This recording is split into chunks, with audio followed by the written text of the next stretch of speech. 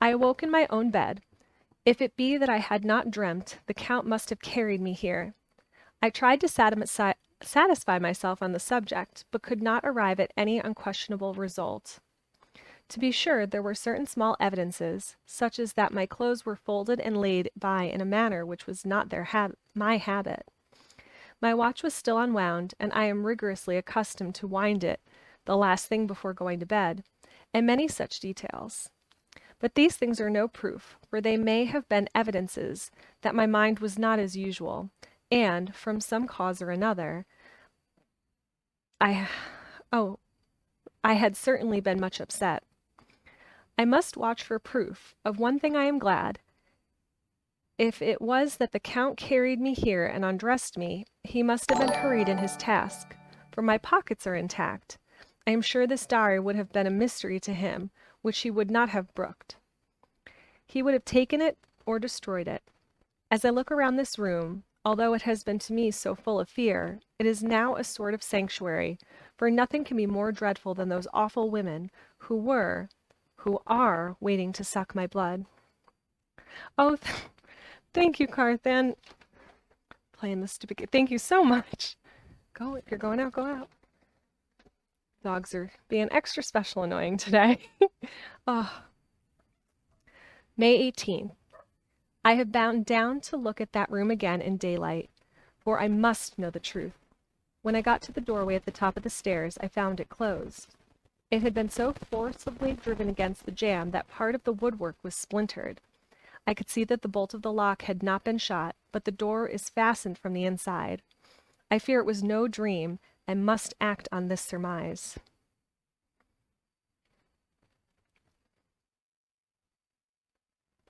Oh, oh, thank you. Gen C Arena. Thank you. That was very sweet. Oh, oh. May 19th. I am surely in the toils. Last night the Count asked me, in the suavest tones, to write 3 letters. One saying that my work here was nearly done, and that I should start for home within a few days. Another that I was starting on the next morning from the time of the letter, and a third that I had left the castle and arrived at Beatrix. I would fain have rebelled, but felt that in the present state of things it would be madness to quarrel openly with the Count, whilst I am so absolutely in his power. And to refuse would be to excite his suspicion, and to arouse his anger. He knows that I know too much, and that I must not live, lest I be dangerous to him. My only chance is to prolong my opportunities. Something may occur which will give me a chance to escape. I saw in his eyes something of that gathering wrath which was manifest when he hurled that fair woman from him. He explained to me that posts were few and uncertain, and that my writing now would ensure ease of mind to my friends, and he assured me with so much impressiveness that he would countermand the latter letters, which would be held over at Bistritz until due time, in case chance would admit of my prolonging my stay. That to oppose him would have been to create new suspicion. I therefore pretended to fall in with his views, and asked him what dates I should put on the letters. He calculated a minute, and then said, "The first should be June 12th, the second June 19th, and the third June 29th. I know now the span of my life, God help me. The 28th of May. There is a chance of escape, or at any rate of being able to send word home. A band of Sgeni have come to the castle and are encamped in the courtyard. These Sgeni are gypsies. I have noted of them in my book. They are peculiar to this part of the world, though allied to the original gypsies all over the world. There are thousands of them in Hungary and Transylvania, who are almost outside all law. They attach themselves as a rule to some great noble or boyar, and call themselves by his name. They are fearless and without religion, save superstition, and they talk only their own varieties of the Romany tongue. I shall write some letters home, and shall try to get them to have them posted. I have already spoken to them through my window to begin an acquaintanceship. They took their hats off and made obeisance and many signs, which, however, I could not understand any more than I could their spoken language. I have written the letters. Mina's is in shorthand, and I simply asked Mr. Hawkins to communicate with her. To her I have explained my situation, but without the horrors which I may only surmise. It would shock and frighten her to death were I to expose my heart to her. Should the letters not carry, then the Count shall not yet know my secret or the extent of my knowledge. I have given the letters. I threw them through the bars of my window with a gold piece, and made what signs I could to have them posted. The man who took them pressed them to his heart and bowed, and then put them in his cap. I could do no more. I stole back to the study and began to read. As the Count did not come in, I have written here. The Count has come. He sat down beside me and said in his smoothest voice as he opened 2 letters, "The Zagami has given me these, of which, though I know not whence they came, I shall of course take care. See, he must have looked at it. One is from you to my friend Peter Hawkins. The other—" Here he caught sight of the strange symbols as he opened the envelope, and the dark look came into his face, and his eyes blazed wickedly. "The other is a vile thing, an outrage upon friendship and hospitality.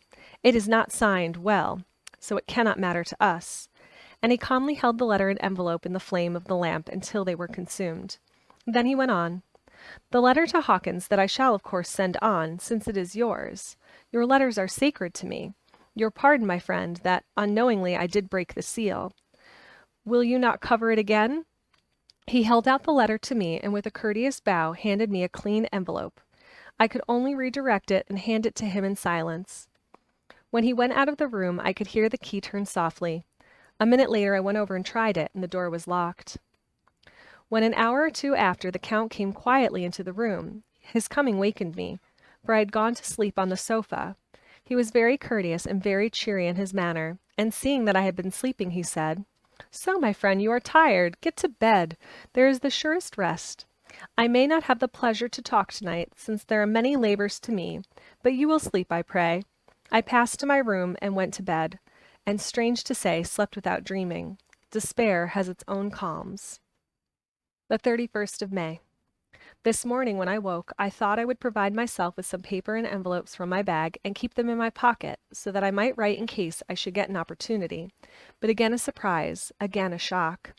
Every scrap of paper was gone, and with it all my notes, my memoranda relating to railways and travel, my letter of credit, in fact all that might be useful to me, were, I once outside the castle.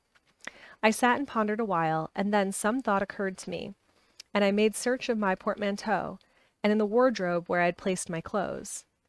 The suit in which I had traveled was gone, and also my overcoat and rug. I could find no trace of them anywhere. This looked like some new scheme of villainy. Lost one already, huh? Oh, that one's not as bad. 17th of June.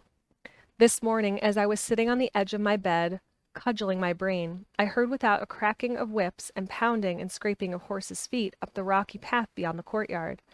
With joy I hurried to the window, and saw drive into the yard 2 great Leder wagons, each drawn by 8 sturdy horses, and at the head of each pair a Slovak, with his wide hat, great nail-studded belt, dirty sheepskin, and high boots. They had also their long staves in hand. I ran to the door, intending to descend and try and join them through the main hall, as I thought that way might be opened for them. Again a shock. My door was fastened on the outside. Then I ran to the window and cried to them. They looked at me stupidly and pointed. But just then the hetman of the Zgani came out, and seeing them pointing to my window said something, at which they laughed. Henceforth no effort of mine, no piteous cry or agonized entreaty, would make them even look at me. They resolutely turned away. Their leader wagons contained great square boxes with handles of thick rope. These were evidently empty by the ease with which the Slovaks handled them, and by their resonance as they were roughly moved. When they were all unloaded and packed in a great heap in one corner of the yard, the Slovaks were given some money by the Zgani, and spitting on it for luck, lazily went each to his horse's head. Shortly afterwards I heard the cracking of their whips die away in the distance. The 24th of June, before morning. Last night the Count left me early, and locked himself into his own room. As soon as I dared, I ran up the winding stair, and looked out of the window, which opened south. I thought I would watch for the Count, for there is something going on. The Zgani are quartered somewhere in the castle, and are doing work of some kind. I know it, Now and then I hear a far-away muffled sound, as of mattock and spade, and whatever it is, it must be to the end of some ruthless villainy. I had been at the window somewhat less than half an hour when I saw something coming out of the Count's window. I drew back and watched carefully, and saw the whole man emerge. It was a new shock to me to find that he had on the suit of clothes which I had worn whilst travelling here, and slung over his shoulder the terrible bag which I had seen the woman take away. There could be no doubt as to his quest, and in my garb too. This then is his new scheme of evil, that he will allow others to see me as they think, so that he may both leave evidence that I have been seen in the towns or villages posting my own letters, and that any wickedness which he may do shall by the local people be attributed to me. It makes me rage to think that this can go on, and whilst I am shut up here, a veritable prisoner, but without that protection of the law which is even a criminal's right in consolation. I thought I would watch for the Count's return, and for a long time sat doggedly at the window. Then I began to notice that there were some quaint little specks floating on the rays of the moonlight. They were like the tiniest grains of dust, and they whirled around and gathered in clusters in a nebulous sort of way. I watched them with a sense of soothing, and a sort of calm stole over me. I leaned back in the embrasure, in a more comfortable position, so that I could enjoy more fully the aerial gamboling. Something made me start up, a low, piteous howling of dogs somewhere far below in the valley, which was hidden from my sight. Louder it seemed to ring in my ears, and the floating motes of dust to take new shapes to the sound as they danced in the moonlight. I felt myself struggling to awake on some call of my instincts. Nay, my very soul was struggling, and my half-remembered sensibilities were striving to answer the call. I was becoming hypnotized. Quicker and quicker danced the dust, and the moonbeams seemed to quiver as they went by me into the mass of gloom beyond. More and more they gathered, till they seemed to take dim phantom shapes, and then I started, broad awake and a full possession of my senses, and ran screaming from the place. The phantom shapes, which were becoming gradually materialized from the moonbeams, were those of the 3 ghostly women to whom I was doomed. I fled and felt somewhat safer in my own room, where there was no moonlight and where the lamp was burning brightly. When a couple of hours had passed, I heard something stirring in the Count's room, something like a sharp wail quickly suppressed, and then there was silence, deep, awful silence, which chilled me. With a beating heart I tried the door, but I was locked in my prison and could do nothing. I sat down and simply cried. As I sat, I heard a sound in the courtyard without, the agonized cry of a woman. I rushed to the window and, throwing it up, peered out between the bars. There indeed was a woman with disheveled hair, holding her hands over her heart as one distressed with running. She was leaning against a corner of the gateway. When she saw my face at the window, she threw herself forward and shouted in a voice laden with menace, "Monster, give me my child!" She threw herself on her knees, and raising up her hands, cried the same words in tones which wrung my heart. Then she tore her hair and beat her breast, and abandoned herself to all the violences of extravagant emotion. Finally she threw herself forward, and though I could not see her, I could hear the beating of her naked hands against the door. Somewhere high overhead, probably on the tower, I heard the voice of the Count calling in his harsh, metallic whisper. His call seemed to be answered from far and wide by the howling of wolves. Before many minutes had passed, a pack of them poured, like a pent-up dam when liberated, through the wide entrance into the courtyard. There was no cry from the woman, and the howling of the wolves was but short. Before long they streamed away singly, licking their lips. I could not pity her, for I knew now what had become of her child, and she was better dead. What shall I do? What can I do? How can I escape from this dreadful thrall of night and gloom and fear? Your grocery list might be better than mine. I order very boring food. June 25th, morning. No man knows till he has suffered from the night how sweet and how dear to his heart and eye the morning can be. When the sun grew so high this morning that it struck the top of the great gateway opposite my window, the high spot which it touched seemed to me as if the dove from the ark had lighted there. My fear fell from me as if it had been a vaporous garment, which dissolved in the warmth. I must take action of some sort whilst the courage of the day is upon me. Last night one of my post-dated letters went to post, the first of that fatal series which is to blot out the very traces of my existence from the earth. Let me not think of it. Action! It has always been at night time that I have been molested or threatened, or in some way in danger or in fear. I have not yet seen the Count in the daylight. Can it be that he sleeps when others wake? That he may be awake whilst they sleep? If I could only get into his room. But there is no possible way. The door is always locked. No way for me. Yes, there is a way, if one dares to take it. Where his body has gone, may not another body go? I have seen him myself crawl from his window. Why should not I imitate him and go in by his window? The chances are desperate, but my need is more desperate still. I shall risk it. At the worst, it can only be death, and a man's death is not a calf's, and the dreaded hereafter which may still be open to me. God help me in my task. Goodbye, Mina, if I fail. Goodbye, my faithful friend and second father. Goodbye, all, and last of all, Mina. Same day, later. I have made the effort, and, God helping me, have come safely back to this room. I must put down every detail in order. I went whilst my courage was fresh straight to the window on the south side, and at once got outside on the narrow ledge of stone which runs round the building on this side. The stones are big and roughly cut, and the mortar had by process of time been washed away between them. I took off my boots and ventured out on the desperate way. I looked down once so as to make sure that a sudden glimpse of the awful depth would not overcome me, but after that kept my eyes away from it. I knew pretty well the direction and distance of the Count's window, and made for it as well as I could, having regard to the opportunities available. I did not feel dizzy. I suppose I was too excited, and the time seemed ridiculously short till I found myself standing on the window-sill and trying to raise up the sash. I was filled with agitation, however, when I bent down and slid feet foremost in through the window. Then I looked round for the Count, but with surprise and gladness made a discovery. The room was empty. It was barely furnished with odd things, which seemed to have never been used. The furniture was something the same style as that in the south rooms, and was covered with dust. I looked for the key, but it was not in the lock, and I could not find it anywhere.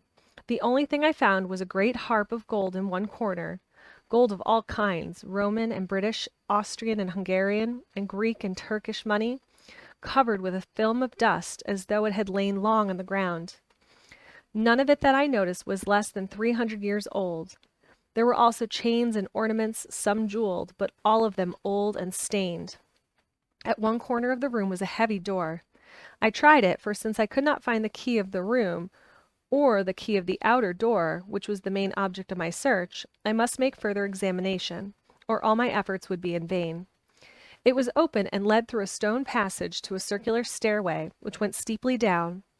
I descended, minding carefully where I went, for the stairs were dark, being only lit by loopholes in the heavy masonry. At the bottom there was a dark tunnel-like passage through which came a deathly, sickly odor, the odor of old earth newly turned. As I went through the passage, the smell grew closer and heavier. At last I pulled open the heavy door which stood ajar, and found myself in an old ruined chapel, which had evidently been used as a graveyard. The roof was broken, and in two places were steps leading to vaults, but the ground had recently been dug over, and the earth placed in great wooden boxes, manifestly those which had been brought by the Slovaks. There was nobody about, and I made search for any further outlet, but there was none. Then I went over every inch of the ground, so as not to lose a chance. I went down even into the vaults, where the dim light struggled, although to do so was a dread to my very soul. In two of these I went, but saw nothing, except fragments of old coffins and piles of dust. In the third, however, I made a discovery. There, in one of the great boxes, of which there were 50 in all, on a pile of newly dug earth, lay the Count. He was either dead or asleep, I could not say which, for the eyes were open and stony, but without the glassiness of death, and the cheeks had the warmth of life through all their pallor, and the lips were as red as ever. But there was no sign of movement, no pulse, no breath, no beating of the heart. I bent over him and tried to find any sign of life, but in vain. He could not have lain there long, for the earthy smell would have passed away in a few hours. By the side of the box was its cover, pierced with holes here and there. I thought he might have the keys on him, but when I went to search, I saw the dead eyes, and in them, dead though they were, such a look of hate, though unconscious of me or my presence, that I fled from the place, and leaving the Count's room by the window, crawled again up the castle wall, regaining my own chamber. I threw myself panting upon the bed and tried to think. 29th of June. Today is the date of my last letter, and the Count has taken steps to prove that it was genuine, for again I saw him leave the castle by the same window, and in my clothes, as he went down the wall lizard fashion. I wished I had a gun or some lethal weapon that I might destroy him, but I feared that no weapon wrought alone by man's hand would have any effect on him.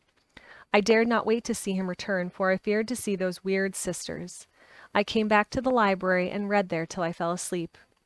I was awakened by the Count, who looked at me as grimly as a man can look as he said, "Tomorrow, my friend, we must part. You return to your beautiful England, I to some work which may have such an end that we may never meet. Your letter home has been dispatched. Tomorrow I shall not be here, but all shall be ready for your journey.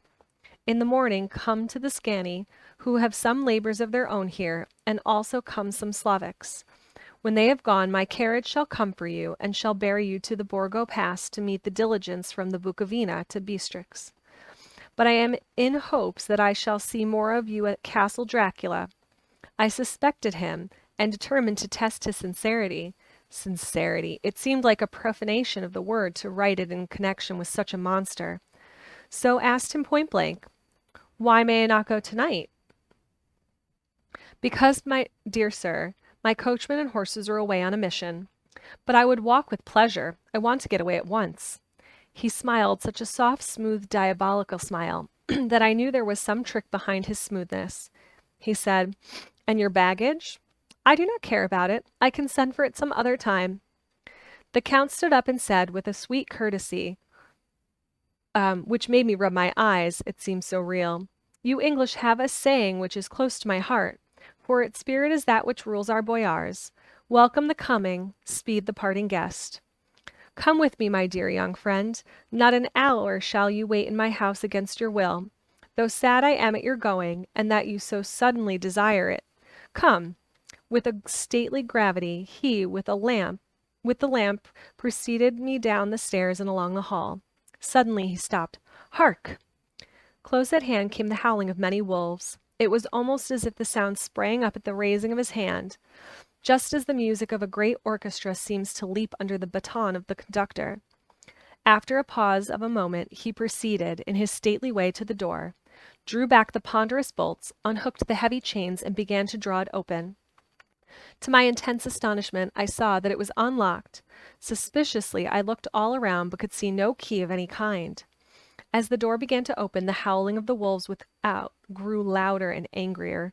Their red jaws with clamping teeth, and their blunt clawed feet as they leaped, came in through the opening door. I knew that to struggle at the moment against the Count was useless. With such allies as these at his command, I could do nothing. But still the door continued slowly to open, and only the Count's body stood in the gap. Suddenly it struck me that this might be the moment, and the means of my doom. I was to be given to the wolves, and at my own instigation. There was a diabolical wickedness in the idea great enough for the Count, and, as a last chance, I cried out, "Shut the door, I shall wait till morning," and covered my face with my hands to hide my tears of bitter disappointment. With one sweep of his powerful arm, the Count drew the door shut, and the great bolts clanged and echoed through the halls as they were shot back into place. In silence we returned to the library, and after a minute or two I went to my own room. The last I saw of Count Dracula was his kissing his hand to me with a red light of triumph in his eyes, and with a smile that Judas in hell might be proud of. When I was in my room and about to lie down, I thought I heard a whispering at my door. I went to it softly and listened. Unless my ears deceived me, I heard the voice of the Count. "Back, back to your own place. Your time is not yet come. Wait, have patience. Tomorrow night is yours." There was a low, sweet ripple of laughter, and in a rage I threw open the door and saw without the three terrible women licking their lips. As I appeared, they all joined in a horrible laugh and ran away. I came back to my room and threw myself on my knees. It is then so near the end. Tomorrow, tomorrow, Lord help me, and those to whom I am dear. The 30th of June, morning. These may be the last words I ever write in this diary. I slept till just before the dawn, and when I woke, threw myself on my knees, for I had determined that if death came, he should find me ready. At last I felt that subtle change in the air, and I knew that the morning had come. Then came the welcome cock crow, and I felt that I was safe. With a glad heart I opened my door and ran down the hall. I had seen that the door was unlocked, and now escape was before me. With hands that trembled with eagerness, I unhooked the chains and drew back the massive bolts.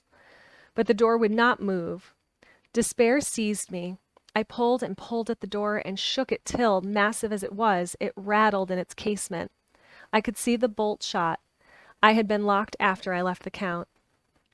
Then a wild desire took me to obtain the key at any risk, and I determined then and there to scale the wall again and gain the Count's room. He might kill me, but death now seemed the happier choice of evils. Without a pause, I rushed up to the east window and scrambled down the wall, as before, into the Count's room. It was empty, but that was as I expected. I could not see a key anywhere, but the heap of gold remained. I went through the door in the corner and down the winding stairs and along the dark passage to the old chapel. I knew now well enough where to find the monster I sought.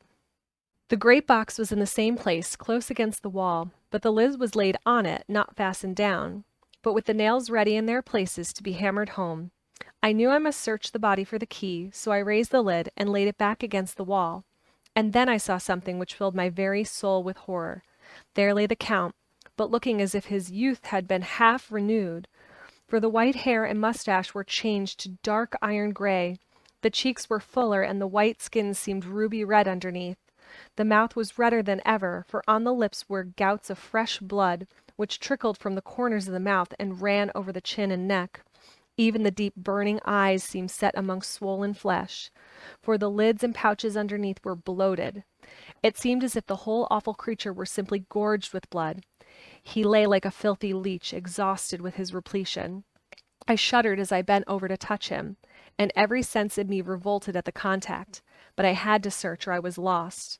The coming night might see my own body a banquet in a similar way to those horrid three. I felt all over the body, but no sign could I find of the key. Then I stopped and looked at the Count. There was a mocking smile on the bloated face, which seemed to drive me mad. This was the being I was helping to transfer to London, where perhaps for centuries to come he might, amongst its teeming millions, satiate his lust for blood, and create a new and ever-widening circle of semi-demons to batten on the helpless. The very thought drove me mad. A terrible desire came upon me to rid the world of such a monster. There was no lethal weapon at hand, but I seized a shovel which the workmen had been using to fill the cases, and lifting it high, struck with the edge downward at the hateful face. But as I did, so the head turned, and the eyes fell full upon me, with all their blaze of basilisk terror. The night seemed to paralyze me, the sight seemed to paralyze me, and the shovel turned in my hand and glanced from the face, merely making a deep gash above the forehead. The shovel fell from my hand across the box, and as I pulled it away, the flange of the blade caught the edge of the lid, which fell over again and hid the horrid thing from my sight. The last glimpse I had was of the bloated face, blood-stained and fixed with a grin of malice which would have held its own in a nethermost hell. I thought and thought what should be my next move, but my brain seemed on fire, and I waited with a despairing feeling growing over me.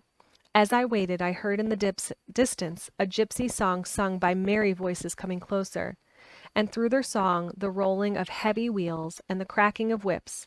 The Zgani and the Slovaks of whom the Count had spoken were coming. With a last look around at the box which contained the vile body, I ran from the place and gained the Count's room, determined to rush out at the moment the door should be opened. With strained ears I listened, and heard downstairs the grinding of the key in the great lock, and the falling back of the heavy door. There must have been some other means of entry, or someone had a key for one of the locked rooms. Then there came the sound of many feet tramping and dying away in some passage, which sent up a clanging echo. I turned to run down again towards the vaults, where I might find the new entrance, but at the moment there seemed to come a violent puff of wind, and the door to the winding stairs blew to with a shock that set the dust from the lintels flying. When I ran to push it open, I found that it was hopelessly fast. I was again a prisoner, and the net of doom was closing round me more closely. As I write, there is in the passage below a sound of many tramping feet and the crash of weights being set down heavily, doubtless the boxes, with their freight of earth. There is a sound of hammering. It is the boxes being nailed down. Now I can hear the heavy feet tramping again along the hall, with many other idle feet coming behind them. The door is shut and the chains rattle. There is a grinding of the key in the lock. I can hear the key withdrawn. Then another door opens and shuts. I hear the creaking of lock and bolt. Hark! In the courtyard and down the rocky way, the roll of heavy wheels, the crack of whips, and the chorus of Sgani as they pass into the distance. I am alone in the castle with these awful women. Faugh! Mina is a woman, and there is naught in common. They are devils of the pit. I shall not remain alone with them. I shall try to scale the castle wall further than I have yet attempted. I shall take some of the gold with me, lest I want it later. I may find a way from this dreadful place. And then away from home, away for home, away to the quickest and nearest train, away from this cursed spot, from this cursed land where the devil and his children still walk with earthly feet. At least God's mercy is better than that of these monsters, and the precipice is steep and high. At its foot a man may sleep as a man. Goodbye, all. Mina.